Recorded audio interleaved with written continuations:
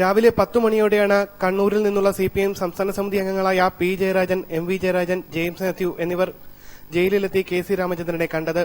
കൂടിക്കാഴ്ച അരമണിക്കൂറിലധികം നീണ്ടു. പുറത്താക്കിയ വിവരം നേരിട്ടറിയിക്കാനാണ് ജയിലിലെത്തി കെ സി രാമചന്ദ്രനെ കണ്ടതെന്ന് കണ്ണൂർ ജില്ലാ സെക്രട്ടറി പി ജയരാജൻ പറഞ്ഞു. പാർട്ടി സംസ്ഥാന കമ്മിറ്റി കൈക്കൊണ്ട തീരുമാനം കെ സി രാമചന്ദ്രനെ അറിയിക്കാനാണ് ഞങ്ങളിവിടെ വന്നത്. സംസ്ഥാന കമ്മിറ്റി അംഗങ്ങളായിട്ടുള്ള M V Jayarajan, James Mathew MLA എന്നിവരും രാമചന്ദ്രനെ കണ്ട് പാർട്ടി തീരുമാനം അറിയിച്ചിട്ടുണ്ട്. പാർട്ടി തീരുമാനം അംഗീകരിക്കുന്നതായും ഇനിയും പാർട്ടി അനുഭാവിയായി തുടരുമെന്നും കെ സി രാമചന്ദ്രൻ പറഞ്ഞതായി നേതാക്കൾ വ്യക്തമാക്കി.